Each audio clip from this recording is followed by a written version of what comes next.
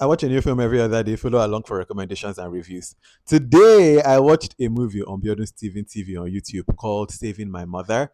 And when I first saw the trailer of this, I was like, I think this is the film that's finally going to make me cry this year. It didn't, plot twist, but the film. So it talks about substance abuse issues, people who are struggling with drug abuse.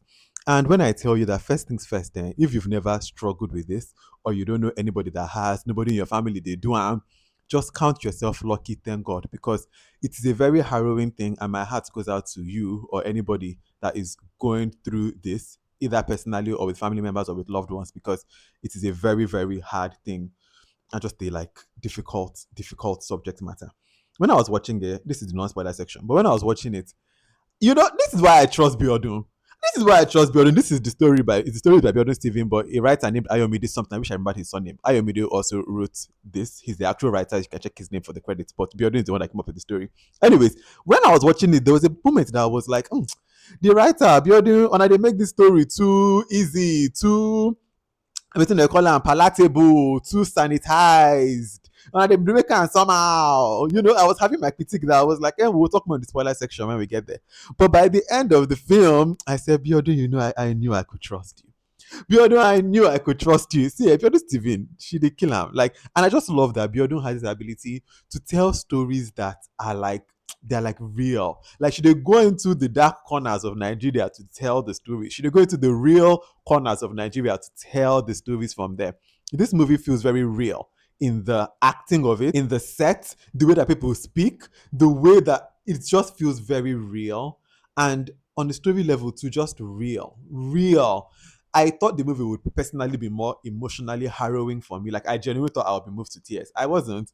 But that's a personal thing for me. Maybe you will be because it's an emotional film in some ways. I don't want to say anymore without giving you accidental spoilers. Just Biodun, you have done it again. Check this film out. And now, if you have watched it, I'm ready to come and talk about it with spoilers so that we can gist about it well. Then spoilers ahead. Let us go. This spoiler section is not even going to be too long. I just want to gist about the fact that when I was telling you that when the film started going into the middle, right, and the mother then goes into the clinic or the rehab, and then she comes out and she's now living with the girl again, and things are just going so well. I was like, this is not often the reality of situations like this. Like, I was like, this her mother is a very sanitized version of a drug addict, like, and how people sit in their homes. Because when the woman now became so like clean, it was like she was everything that they had wished for: a prayerful mother, helpful, doing the girls' makeup, like just good in every way. And I was like, I wish it was this clean and just tidy and sanitized in real life, but it's not.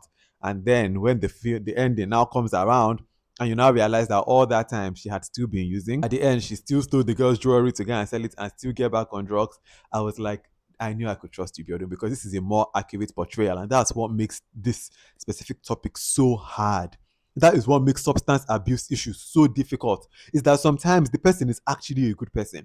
Sometimes the person is a victim of circumstance. We hear that she started this because her a relative used to sell drugs, and then she tried it at the age of 10.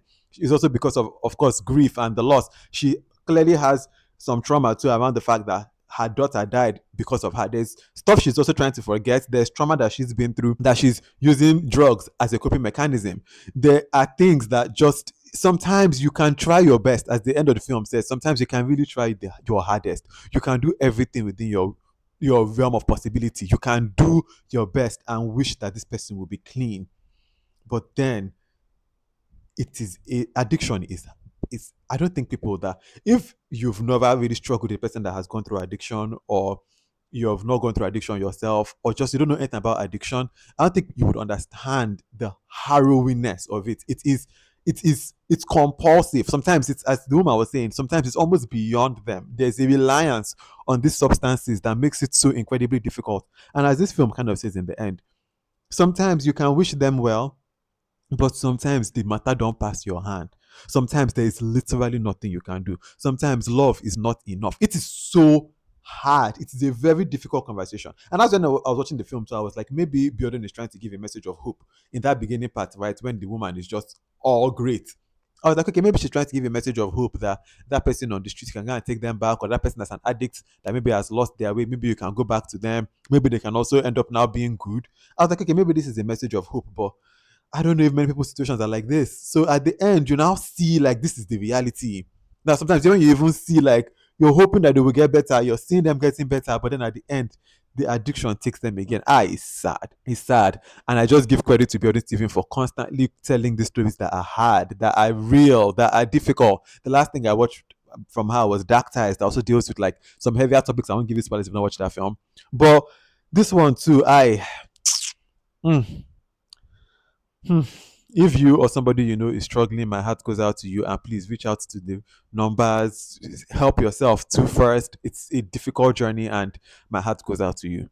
Shout out to Building Steven and to everybody that was a part of making this film. Like I just this is that kind of film that you end it ends and it doesn't really end on a happy note, but it ends on a melancholic note, and sometimes life is just melancholic, and that's just the way that it is. So shout out to Bjorn Steven and the writer Ayomide and everybody that's part of making this film for really showing the realities of situations like this. So sad, so harrowing, so real. If you've watched this film, I'm very curious to know what you think about it. So please let me know in the comment section. Also, if you've watched this whole video and you have no idea who I am, my name is VDK. I'm the curator of the VDK Film Club, where every other day we watch something new. Come along, join us. We are watching fun things. Join us. All right. Until the next film that I watch and the next video that I make, have a wonderful rest of your day. Bye.